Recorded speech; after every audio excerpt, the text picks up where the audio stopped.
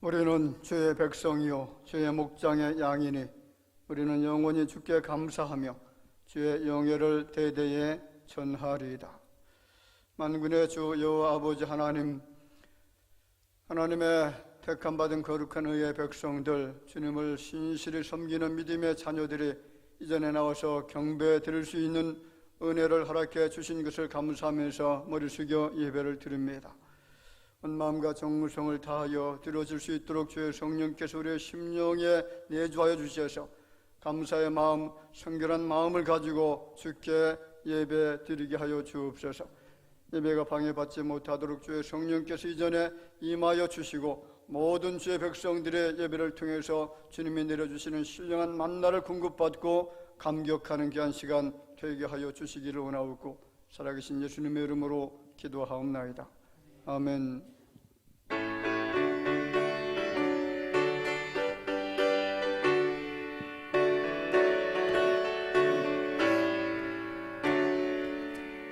찬송으로 보답할 수 없는 그 사랑, 주님께 영광 할렐루야. 형제 자매 모두 함께 모여 찬송해, 주님께 영광 할렐루야. 하나님의 자녀여 그에게 찬송 부르며 밝고 거룩한 길로 기쁨으로 나아가 주의 보좌 앞으로 속히 들어가겠네. 주님께 영광 할렐루야. 우리 받은 주님 운행하여옵도다. 주님께 영광 할렐루야. 기쁜 찬송 부르면서 천국 가겠네. 주님께 영광 할렐루야. 하나님의 자녀여 그에게 찬송 부르며 밝고 거룩한 길로 기쁨으로 나아가 주의 보좌 앞으로 속히 들어가겠네. 주님께 영광 할렐루야. 잠시 후에 우리 모두 주를 보겠네. 주님께 영광 할렐루야. 영광스러운 보좌 위에 거룩하신 주, 주님께 영광 할렐루야. 하나님의 자녀여 그에게 찬송 부르며 밝고 거룩한 길로 기쁨으로 나아가 주의 보좌 앞으로 속히 들어가겠네. 주님께 영광 할렐루야. 만국 백성 천국에서 소리 높여서 주님께 영광 할렐루야. 영원토록 주의 공로 찬양하겠네. 주님께 영광 할렐루야. 하나님의 자녀 그에게 찬송 부르며 밝고 거룩한 길로 기쁨으로 나아가 주의 보좌 앞으로 속히 들어가겠네. 주님께 영광 할렐루야.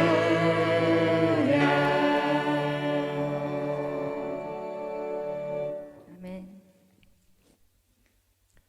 내가 산을 향하여 눈을 들리라. 나의 도움이 어디서 올까? 여호와께서 너를 실족하지 아니하게 하시며 너를 지키시는 이가 졸지 아니하시리로다.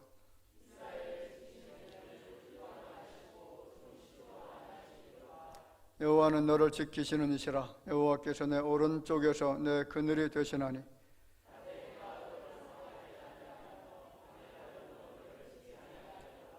여호와께서 너를 지켜 모든 환난을 면하게 하시며 또 내 영혼을 지키시리로다.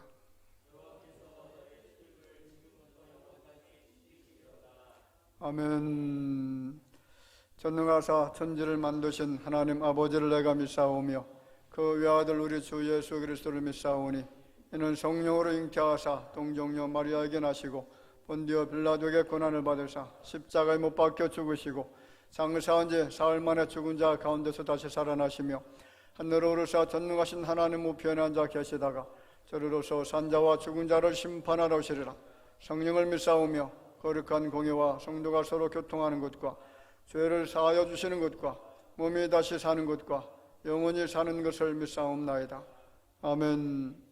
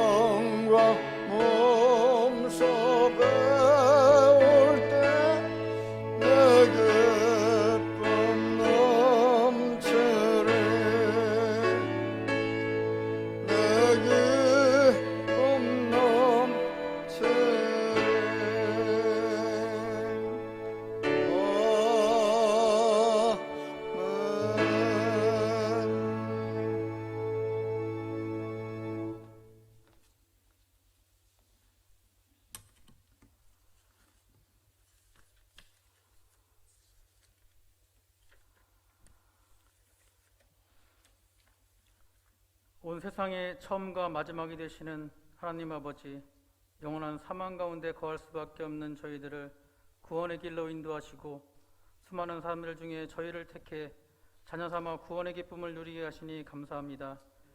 지금까지 지내온 것도 하나님의 자녀된 것도 이 자리에 예배드리는 이 모든 순간이 주님의 은혜임을 고백합니다. 하지만 우리들은 한 주간 동안 주님을 멀리하며 자신의 생각으로 세상과 타협하며 살았음을 고백하오니 용서해 주시고 앞으로의 삶에 주님이 스승이 되어 저희들을 가르치고 바른 길로 인도하여 주옵소서. 성령 강림 주일을 맞이한 저희들이 성령의 메인 사람이 되기를 간절히 기도합니다. 간절히 바라는 것은 코로나라는 질병으로 1년이 훨씬 지난 지금 아직도 우리들의 삶은 불안과 걱정으로 고통을 받고 있습니다. 언제 끝날지 모르는 현실에서 경제와 사회는 혼란 속에 있습니다.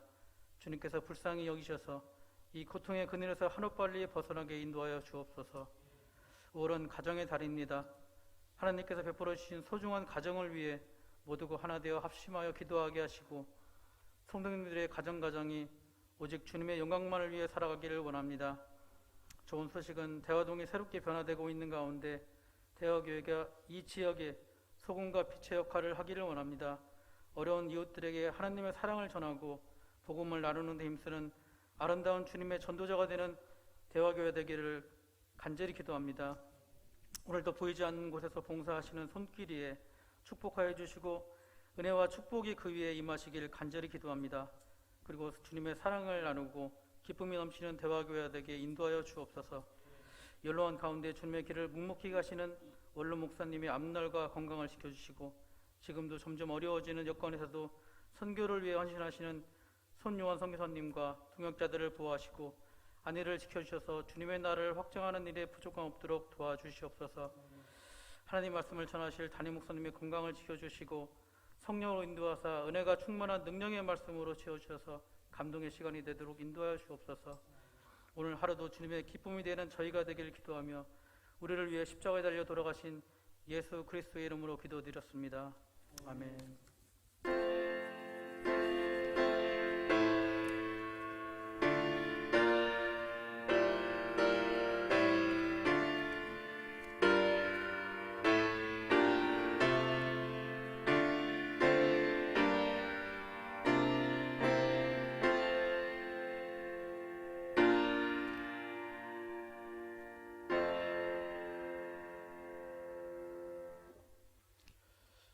하나님의 말씀을 봉독해 드리겠습니다. 봉독해 드릴 말씀은 사도행전 20장 17절 말씀부터 24절 말씀까지입니다.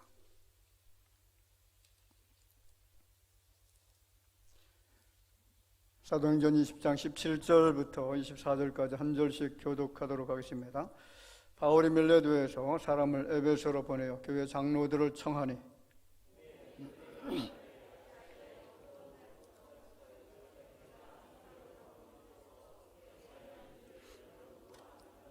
그 모든 겸손과 눈물이며 유대인의 간계로 말미암아 당한 시험을 참고 주를 섬긴 것과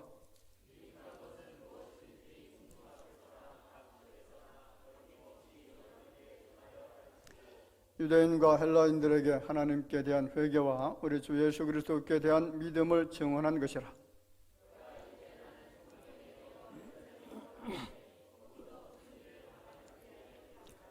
오직 성령이 각 성에서 내게 증언하여 결박과 혼란이 나를 기다린다 하시나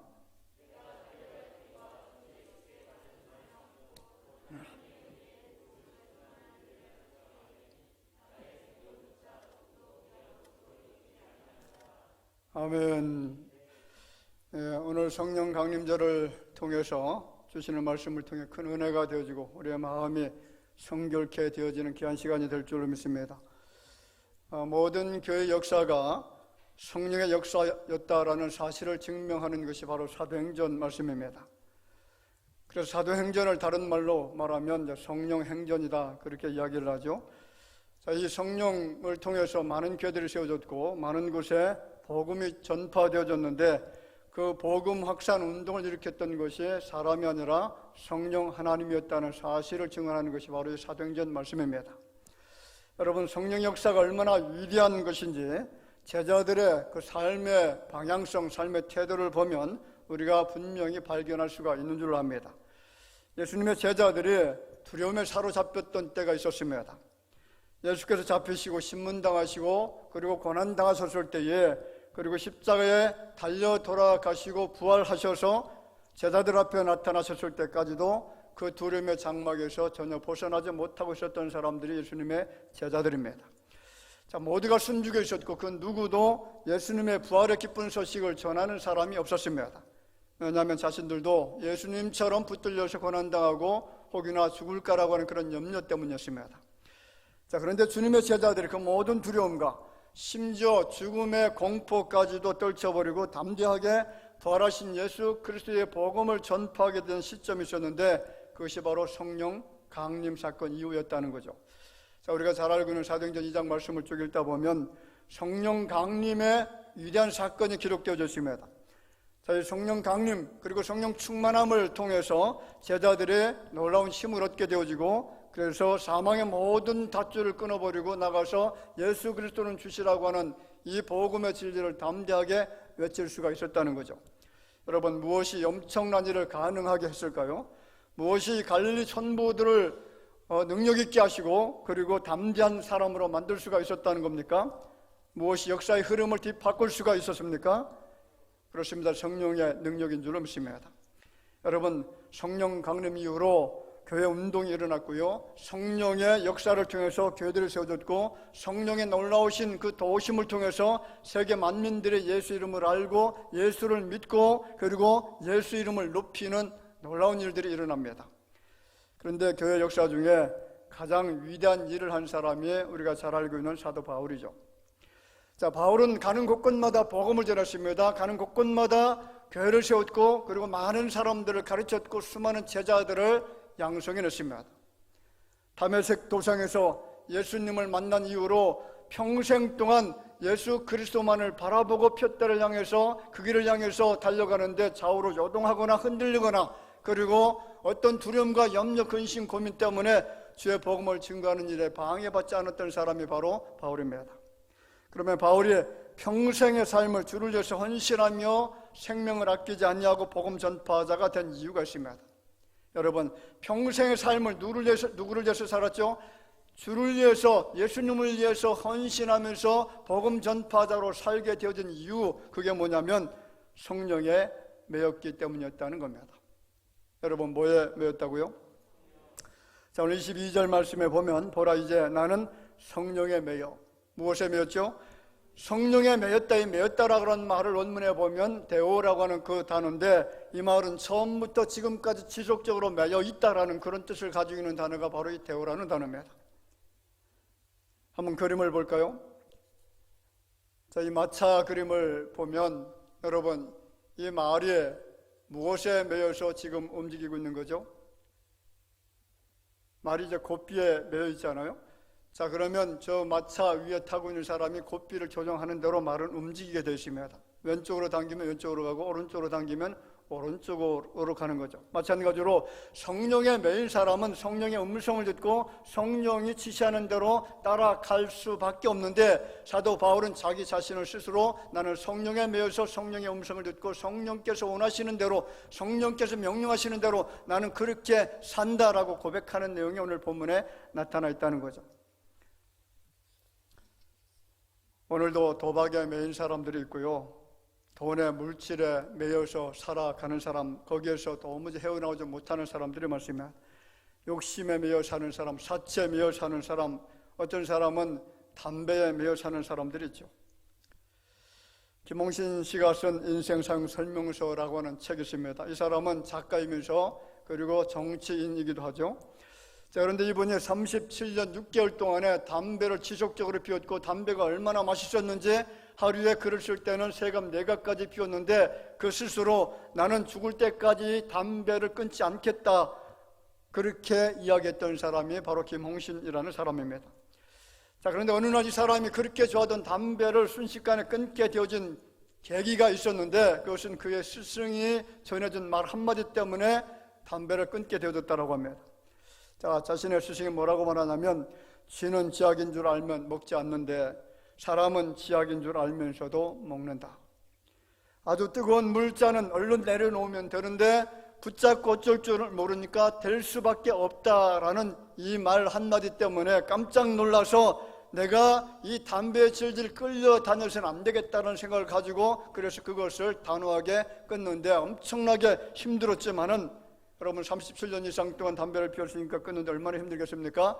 금단 현상도 일어날 것이고 그것을 보면은 정말 겨울아 견딜 수가 없는데, 그런데 내가 이것에 매여서 끌려다녀서는 안 되겠다, 다른 사람들에게 해를 끼치고 나에게도 해를 끼치는데 정말 내가 쥐약을 먹고 있는 그런 느낌을 가지고 끊어야 되겠다라는 생각을 했다는 겁니다.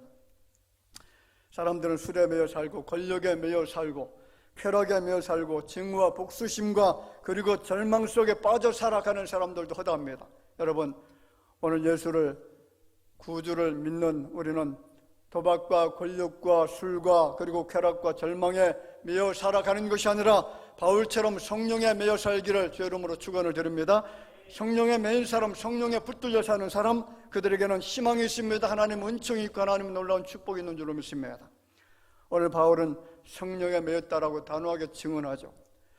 사도행전과 바울 서신, 사실 이제 사도 바울이 이 책들을 다 쓰지 않았습니까? 신약 성경 27권 중에 13권을 바울이 썼는데 그 바울 서신에 보면 3번 나는 매였다라는 그런 단어를 찾아볼 수가 있는데 사도행전 18장 5절 말씀에 보면 말씀에 붙잡혔다라는 그런 말씀을 하고 있고요.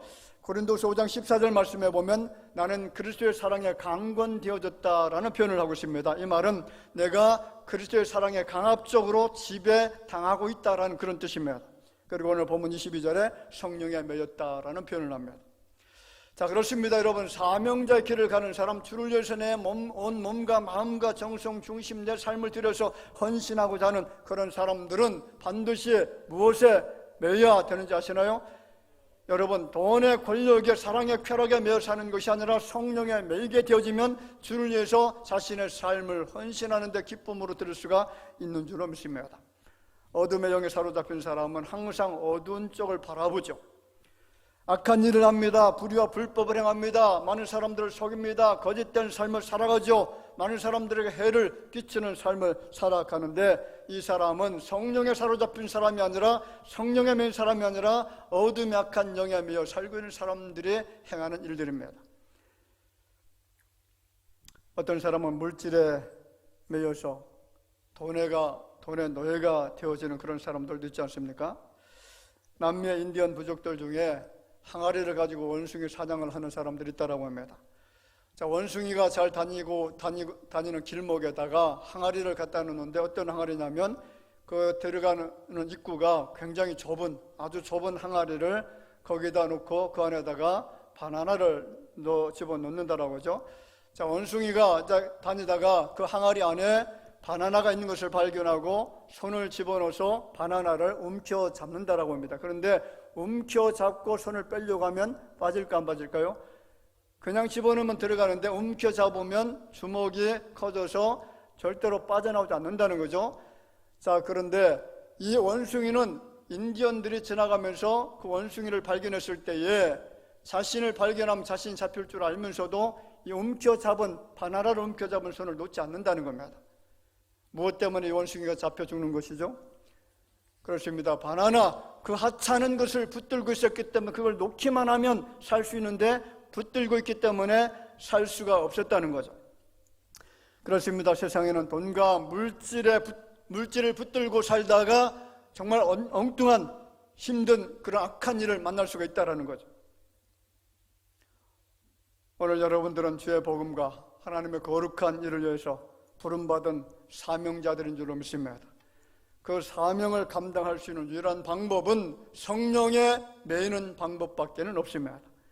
마귀 사탄에 매여 사는 사람, 악한 영의 포로가 아니라 우리를 살리시고 나를 구원해 주시는 성령에 붙들려 살게 되어지면 우리는 승리하게 될 줄로 믿습니다. 자, 두 번째, 성령에 매이면 어떻게 되어지느냐? 3가지입니다. 성령에 매이면 갈 바를 알지 못하면서도 그 길을 갈 수 있다는 겁니다. 성령에 매이면 갈 바를 모르지만은 그 길을 갈 수 있다라는 거죠. 오늘 12절 말씀에 이렇게 말하죠. 같이 읽어볼까요? 보라, 이제 나는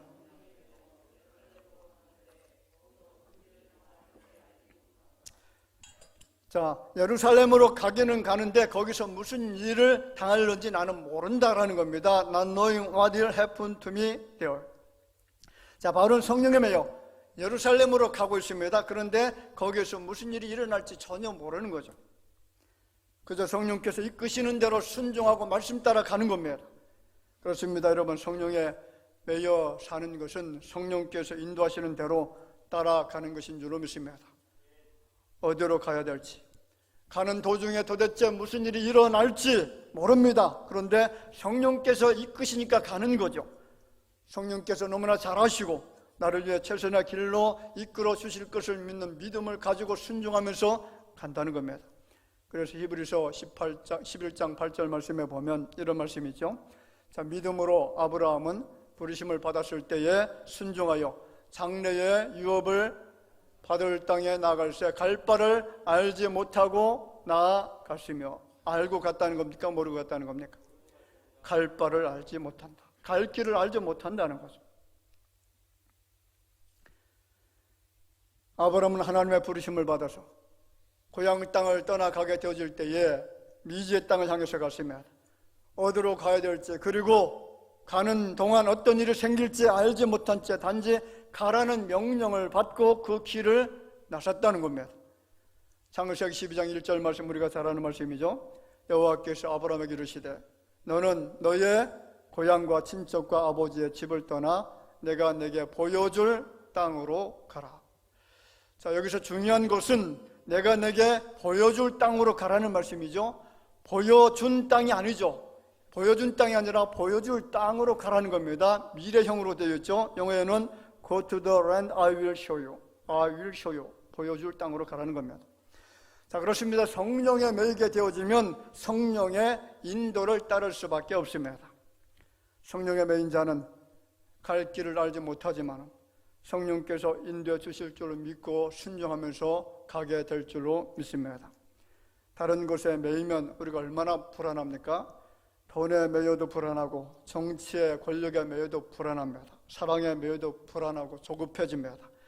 세상 것에 매이면 염려에 사로잡히게 되어지고 고민하게 되어지고, 그리고 가슴이 답답해집니다. 그런데 여러분, 성령에 매이게 되어지면 내가 가는 길을 알지 못하지만은 성령께서 가장 좋은 길, 의로운 길, 선한 길로 인도해 주실 것을 믿는 믿음을 가지고 우리의 심령이 안정이 생기고 평안케 될 줄로 믿습니다.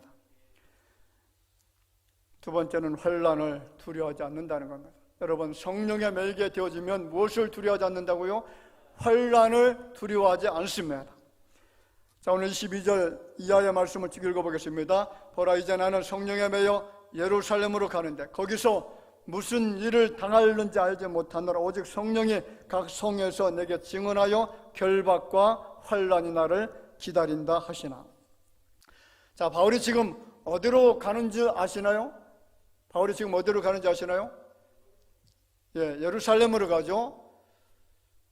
작년까지 계속 수 예배 때에 사도행전 강해를 했는데, 이 사도행전 강해 내용을 쭉 읽다 보면 사도 바울의 행적을 우리가 살펴볼 수가 있죠. 자, 사도 바울이 선교 여행을 이제 마치고 나서 다시 돌아가는 곳이 바로 예루살렘이었다는 거죠. 자, 그런데 문제는 그 예루살렘에 돌아가기만 하면 거기에는 자신을 붙잡아 죽이려고 하는 많은 대적들이 있었다라는 겁니다. 예루살렘은 안전한 곳이 아닙니다. 사실 바울은 구태여 예루살렘으로 돌아가지 않아도 됐습니다. 바울이 예루살렘으로 돌아가겠다라고 결심했을 때에 이 사람은 제3차 전도 여행을 하고 있었던 그런 시기였고요.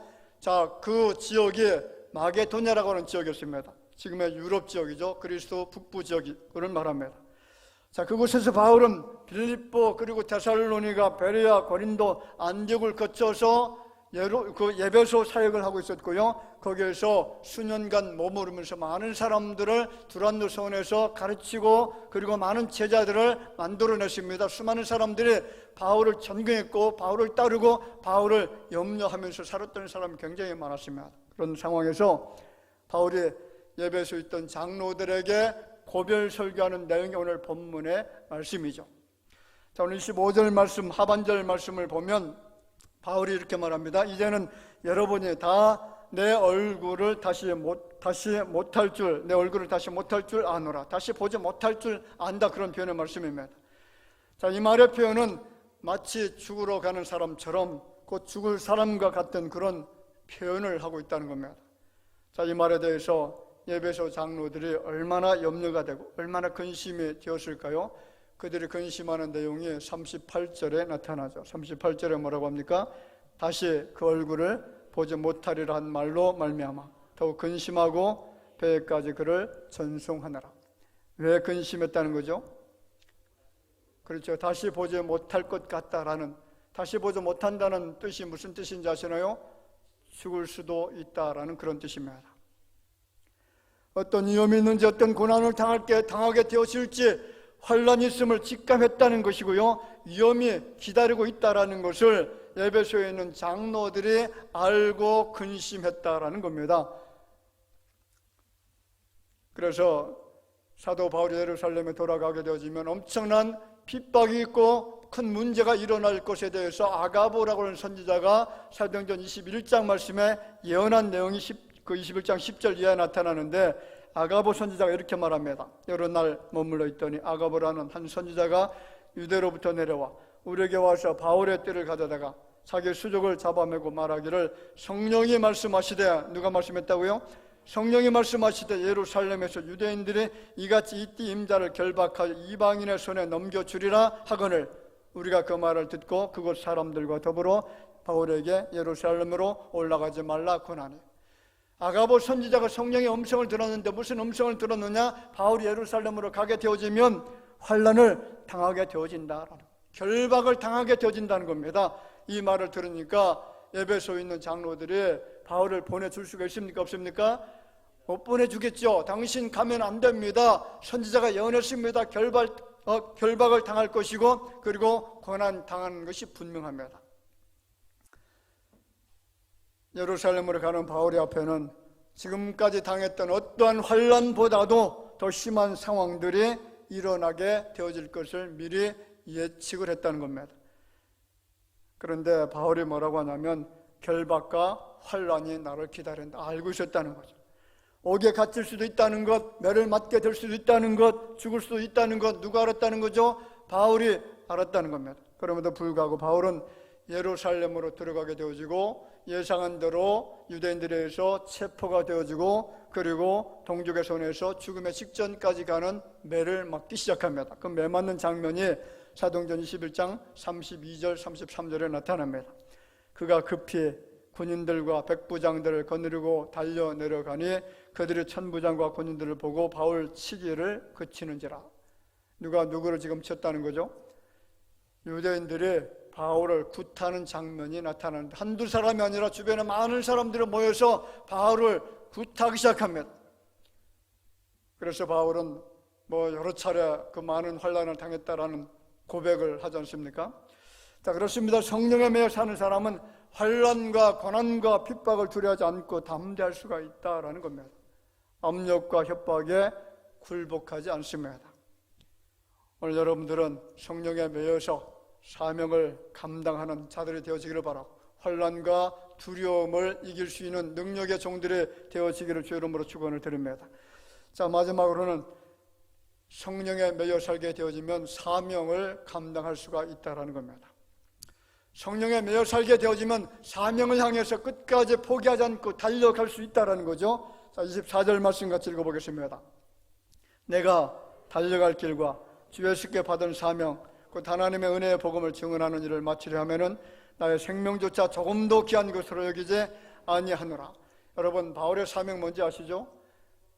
그렇죠. 바울의 사명은 복음을 증거하는 겁니다. 많은 사람들에게 예수 그리스도의 복음을 증거해서 그들이 예수를 믿고 구원받게 하는 엄청난 사명을 가지고 있었던 사람이 바울이죠. 여러분, 성령에 매여 버린 사람, 성령에 포로된 자는 성령의 음성을 듣고 성령께서 명령하시는 그 말씀을 따라 순종하게 될 줄을 믿습니다. 바울은 세상의 소리를 듣고 장래 미래를 판단한 것이 아니라 성령의 소리를 듣고 결단했고 행동했습니다. 그렇습니다. 성령에 매인 사람은 성령의 음성이나 감동 혹은 지시를 절대로 무시하지 않고 그 음성에 순종을 합니다. 갈등하지 않습니다. 순종하면 은혜가 되어지고 순종하면 형통한 복을 누리기 때문에 순종할 수 있는 줄로 믿습니다. 여러분, 성령께서 말씀을 통해 하시는 음성에 아멘으로 순종하시기를 바랍니다. 성령께서 도우시고 함께해 주실 줄로 믿습니다. 지키시고 보호해 주실 줄로 믿으시기를 바랍니다. 오늘 여러분의 인생의 목적은 무엇이라고 생각합니까? 평생의 의미를 어디에 두고 어디에 가치를 두고 살아가시고 계십니까? 무엇을 위해서 목숨 걸고 있습니까? 미국 텍사스 주에 사는 어떤 대부가 딸을 위해서 큰 파티를 개최를 합니다. 자, 이 갑부는 수천만 평의 땅이 있고요. 그리고 수없이 많은 가축들과 수백 개 이르는 유전과 방이 29개나 되는 엄청난 저택을 가지고 있는 그런 사람이고 아주 아름다운 딸을 두고 살아가고 있었던 사람이었습니다. 자, 어느 날 이 사람이 자기가 알고 있는 젊은이 한 20, 30명을 자신의 파티에 초청을 합니다. 자, 파티가 한참 진행된 다음에 이 사람이 젊은이들을 풀장 앞에 다 모이도록 했습니다. 그리고 하는 말이 이 풀장 안에는 많은 뱀들이 있고 악어가 있습니다.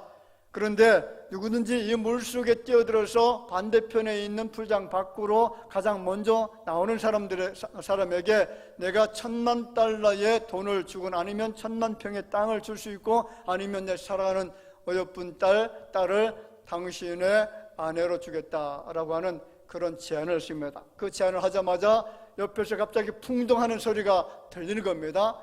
자, 그러더니 열심히 헤엄을 쳐서 반대편 풀장 밖으로 나오는 한 청년을 발견하고 이 부자가 젊은 사람에게 다가가서 아니, 당신 어떻게 그렇게 용감하게 이 풀장에 들어가서 헤엄을 치고 나올 수가 있었습니까? 당신이 원하는 것이 뭡니까? $10,000,000를 원합니까? 젊은이가 대답합니다. 아닙니다. 그러면 10,000,000 평의 땅을 원합니까? 아닙니다. 나는 땅도 필요 없습니다. 그러면 당신은 내 사랑하는 딸과 혼인하기를 원합니까? 그랬더니 뭐라고 대답했을까요? 그것도 아닙니다. 그러면 이 위험한 풀장에 왜 당신이 첨벙 뛰어 들어갔습니까? 라고 물었더니 그 청년이 대답하는 말이 내가 원하는 것은 도대체 누가 나를 밀어서 이 악어와 뱀이 우글거리는 물속으로 빠뜨렸는지 그놈을 잡아야 되겠습니다. 이 청년은 용기가 있어서 그리고 돈과 딸과 결혼을 하기 위해서 목숨 걸고 물속에 뛰어든 것이 아니라 누군가가 그를 밀었기 때문에 어쩔 수 없이 풀장에 빠져서 헤엄쳐 나왔다는 겁니다. 여러분, 타의적이 아니라 자의적으로 주를 위해서 목숨 걸 수 있는 사람이 얼마나 되겠습니까? 예수 믿는 크리스찬들 중에 주를 위해서 목숨 걸고 일할 수 있는 사람이 누가 있을까요? 지금 애국 운동하는 목사님들 몇 분 계십니다. 우리 교회에 오셨던 오영석 목사님 지금 애국 운동하고 있죠. 목숨 걸고 한다라고 그렇게 이야기합니다. 이 나라가 공산주의로 들어가서는 안 되니까, 공산주의 나라가 돼서는 안 되니까, 그래서 잡아가려면 잡아가라 그냥 외치고 있는 그런 목사님이죠. 타의적이 아니라 자의적으로 주를 위해서 목숨 거는 사람 그렇게 많지가 않습니다. 몸살이는 그런 분들이 얼마나 많은지 모릅니다. 대형교회 목사님들 보면 몸을 너무나 많이 사리고 있죠. 가장 큰 여의도 순복음교회 몸살이죠. 사랑의 교회 목사님 역시 마찬가지고 몸살의 이유를 설명을 들어보니까 이런 이유가 있다고 합니다.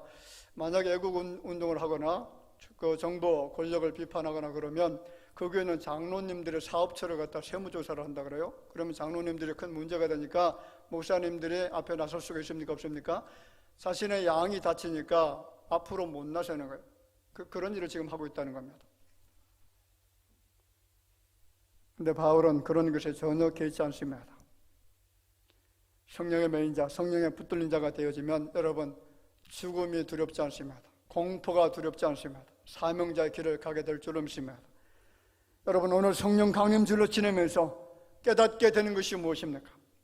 지금까지 내 인생길에서 나를 붙들고 있었던 것, 내가 매여 있었던 것, 나를 끌고 갔던 것이 여러분 뭐라고 생각하십니까?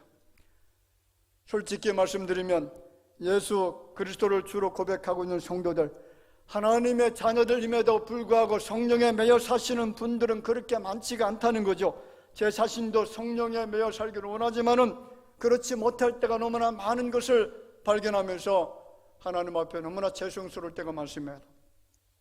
성령에 매여 산다는 것, 성령에 붙들려 살아간다는 것은 결국 성령께서 주시는 말씀에 어떻게 한다는 겁니까? 순종하며 살아간다는 거죠. 세상이 주는 즐거움보다 하나님의 일을 더 우선하게 되어진다는 것이고, 주를 위해서 더 많은 것, 내가 가지고 있는 것들을 내려놓는다는 의미가 그 속에 담겨져 있습니다. 내 뜻이 아니라 하나님의 뜻을 우선하고 내 방법보다 내 생각보다 하나님의 뜻을 따라간다는 겁니다. 그런데 여러분, 그렇게 살게 되어지면 우리가 보게 될까요? 성령의 포로가 되어져 살아가는 것이 유익이 전혀 없다라고 그렇게 생각하십니까? 여러분, 하나님은 우리에게 절대로 손해 끼치는 분이 아니신 줄로 믿습니다. 하나님은 우리를 손해 끼치게 하는 분이 아니시라는 겁니다. 그래서 시편 107편 9절 말씀에 보면 뭐라고 하죠? 그가 사모하는 영혼에게 만족을 주시며 줄인 영혼에게 좋은 것으로 채워주시미로다. 사모하는 영혼, 하나님을 뜨겁게 사모하고 사랑하는 그런 영혼들에게 주시는 것은 좋은 것을 주신다는 겁니다. 여러분, 하나님께서 우리에게 주시는 것들이 이렇게 좋은 것이라고 하면 정말 성령께서 원하시는, 그리고 주의 말씀을 따라 살아가는 삶이 되어져야 될 줄을 믿습니다. 마태복음 7장 11절 말씀 같이 읽어보겠습니다. 너희가 악한 자라도 좋은 것으로 자식에게 줄 줄 알거든 하물며 하늘에 계신 너희 아버지께서 구하는 자에게 좋은 것으로 주시지 않겠느냐. 할렐루야. 아버지께서 구하는 자에게 좋은 것으로 주시지 않겠느냐. 성령에 매여 살아가는 사람들에게 좋은 것으로 주시지 않겠느냐. 여러분, 이 말씀을 반문하시면서 좋은 것을 우리에게 허락해 주시는 그 하나님의 말씀에 이끌려 살아가시는 여러분의 삶이 될 줄을 믿습니다. 갈 바를 알지 못하지만은 성령의 지시를 따라 살아가야 됩니다. 혼란이 찾아와도 두려워하지 않고 끝까지 사명의 길을 향해서 달려가는 삶, 우리가 바울처럼 그렇게 살아갈 수가 있다라면 성령 하나님은 그 어려운 환경 중에도 우리의 앞길을 선한 길로 이끌어 주시고 내 인생의 삶을 전적으로 책임져 주실 줄로 믿습니다. 선하고 이로운 삶, 정직하고 진실한 삶, 믿음과 소망과 사랑이 충만한 삶, 많은 사람들에게 유익을 끼치는 삶의 주인공이 될 수 있도록 성령께서 언제나 도우실 것을 믿으면서 성령의 포로가 되어지고 성령에 매여 성령에 이끌려 살아가는 여러분의 삶이 되어지기를 주 이름으로 축원을 드립니다. 기도하겠습니다. 하나님 은총을 감사합니다. 오늘 사도 바울의 전생애를 통해서 그가 어떻게 사명을 감당했는지, 어떻게 환난과 고난을 돌파해 나갈 수 있었는지, 그 많은 두려움과 아픔과 괴로움과 고통이 있었다라고 할지라도 그것을 염려하거나 두려워하지 않고 주님께서 원하시는 삶을 살아갈 수 있었는지, 그것은 성령에 매여 살았기 때문이었다라고 그 스스로 고백한 것처럼 오늘 대화교 살아가는 모든 성도들, 주님을 주로 고백하고 살아가는 이 자녀들이 이제는 성령의 줄에 매여 살게 하시고 최후의 승리자가 되어줄 수 있도록 오 주님 축복해 주실 줄로 믿사오고 살아계신 예수님의 이름으로 기도하옵나이다. 아멘.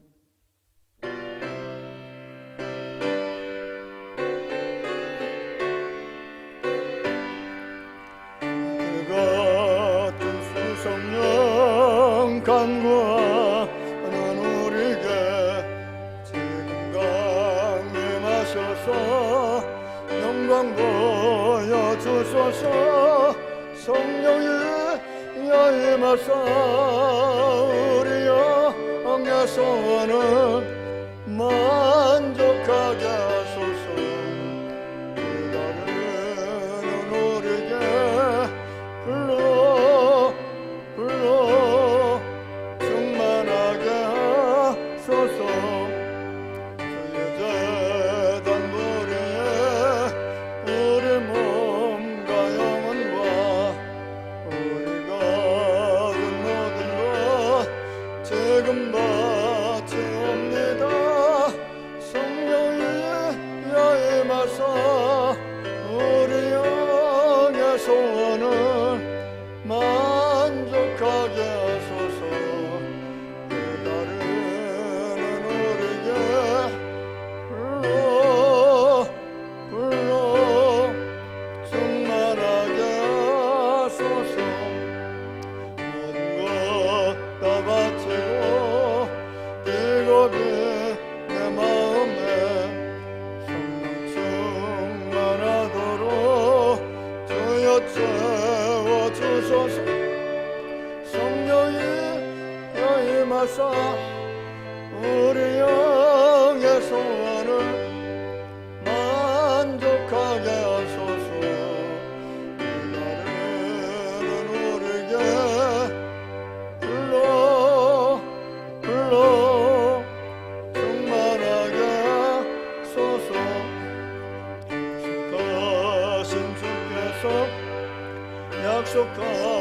하신 성령 무간구하오니 지금 내려주소서.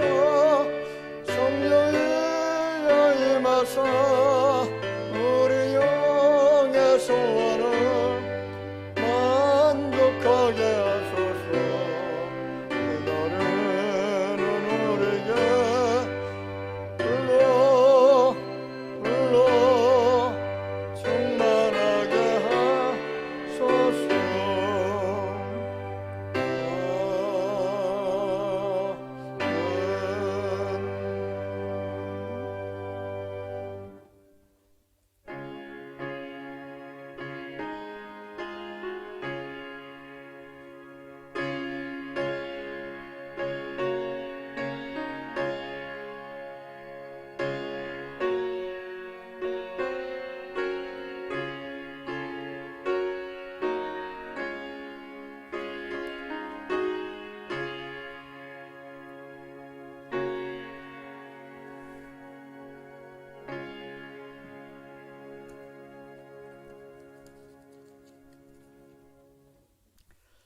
감사함을 드립니다. 은혜 감사함으로 임명철 전도사님, 가정과 좋은 창호 사업장 늘 함께 하심 감사합니다. 조병식 장로님, 박연희 권사님, 이정혜 권사님, 은혜 감사함으로 김경진 집사님, 가족 건강을 위해서 김덕진 정순자 집사님, 범사에 감사함으로 천상호 집사님, 최형 권사님, 송혜선 집사님, 박용우 성도님, 정봉호 장유리 집사님, 사랑으로 인도하신 감사합니다. 김유진 성도님, 조재묵 성도님, 주님께서 책임져 주시기를 원하는 마음으로 홍윤호 성도님, 믿음으로 인도받는 삶이 되기를 원해서 이현 성도님, 항상 동행하시는 주님 감사합니다. 살아가는 모든 순간 주님의 은혜임을 알고 이명석 이우석 성도님 드립니다. 딸들의 앞길에 축복하옵소서. 좋은 영 성주 성도님을 위해서 드립니다. 운명으로 드렸습니다. 11점을 드립니다. 조병식 장로님, 박연희 권사님, 임남욱 집사님, 김덕준 정순자 집사님, 정봉호 장유리 집사님, 김복윤 성도님, 이혜인 성도님 드렸습니다. 선경금, 구제헌금, 추정헌금, 정성을 다해서 드렸습니다. 기도드리겠습니다. 은총을 감사합니다. 오늘 거룩한 성일, 특별히 성령 강림 주일을 맞이해서 성령의 은사 그리고 성령의 충만함을 소망하며 경배드리면서 정성으로 주님 앞에 예물을 드렸습니다.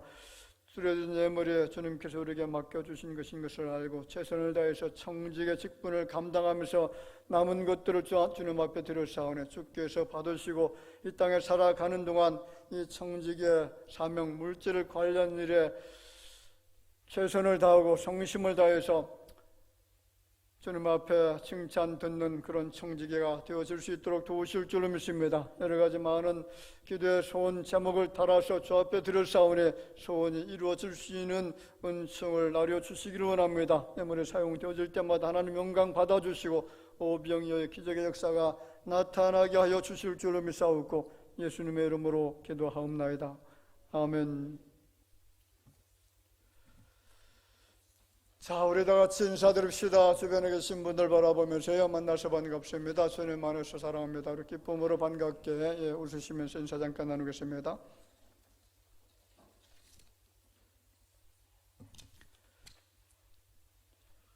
교회 소식 몇 가지 전해드리겠습니다. 어제 날씨가 더워지는 이제 여름철이 다가오고 있는데 이제 각실 에어컨 사용할 때 필터 꼭 청소하시고 사용해 주시기를 부탁을 드립니다.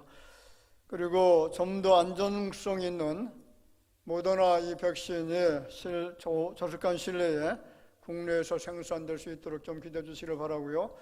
아마 생산이 한 7월경에 되지 않을까 그렇게 생각이 되어지고 8, 9월 달 정도 되어지면 백신 접종, 이 모더나 접종이 가능하지 않을까 생각합니다. 미국에 우리 한국 대통령이 가서 정상회담을 하고 있는데 사실 모더나 화이자 백신 우리 국내에 도입되어지는 것이 이제 군인들 맞는 수 있죠. 60 몇만 개, 이제 그 정도 숫자만 들어오는 것 같고요. 일반 우리 국민들이 맞을 수 있는 것들은 지금 아직까지 들어오지 못하고 있는 상황인데 국내에서 위탁 생산이 되어지면 이것이 이제 조속한 시일에 우리가 맞을 수 있게 되어집니다. 그래서 이를 위해서 좀 기도해 주시기를 부탁을 드렸습니다. 그리고 대화동이 지금 새롭게 개발되어지고 있습니다. 우리 본교회가 이 지역의 중심이 되어서 복음의 확산을 위해서 쓰임받을 수 있도록 기도해 주시기를 바라고요. 그리고 어제 그저께 관리처분인가 허가가 나왔다고 합니다. 이제 계속 진행이 되어지는데 모든 걸림돌들은 다 제거가 되어졌고요. 그래서 이제 금년 안에 다 이주가 되어질 것 같습니다. 이주가 되어지고 이제 철거까지 된다라고 그렇게 이야기를 하고 있는데 개발이 되어져서 우리 교회가 중심 역할을 또 잘 감당하고 많은 사람들에게 복음을 전할 수 있는 그런 교회 될 수 있도록 기도해 주시면 감사하겠습니다. 그리고 코로나로 인해서 해외 선교 사역에 지금도 계속 지장을 받고 있는데 우리 교회가 선교하고 있는 지역이 이제 중국과 태국이죠. 이 중국 선교는 아직도 상당히 힘듭니다. 그런데 하나님께서 중국에는 1억 명의 크리스찬들을 위해서 공산당들의 무너지리라 그렇게 믿고요. 그래서 마음껏 예배 드릴 수 있는 그런 시기가 속히 오게 될 줄을 믿습니다. 그래서 우리 그 교회에서 지금 그 선교센터를 구입했는데 한 13,000평 정도 되는 땅이고요.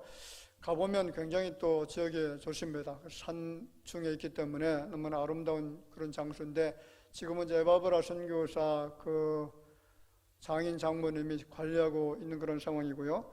그래서 이 공산주의가 종식이 되어지면 이제 그곳에서 다시 활발하게 또 선교 활동할 수 있는 그런 시기가 오게 될 줄을 그렇게 믿습니다. 위해서 기도해 주시면 감사하겠습니다. 그리고 에바브라 선교 사역을 위해서 헌신해 주신 각 선교에 감사를 드리고요.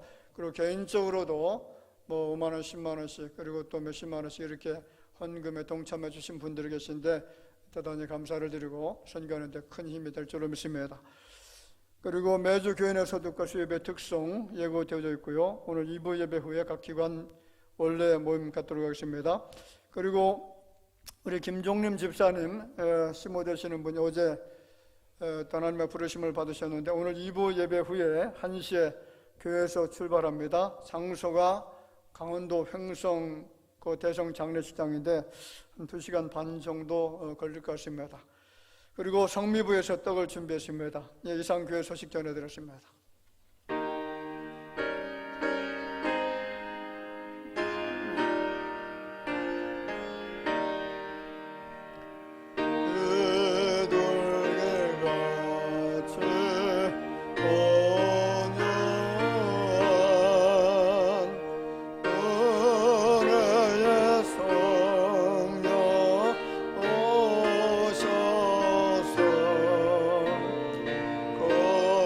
참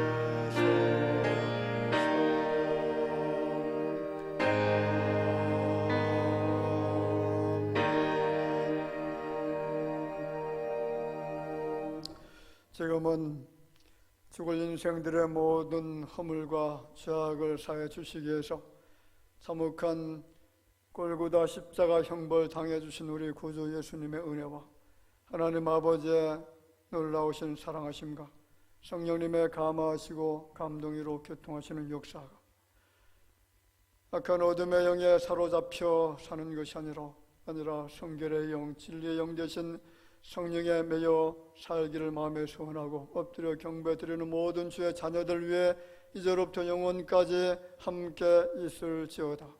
아멘.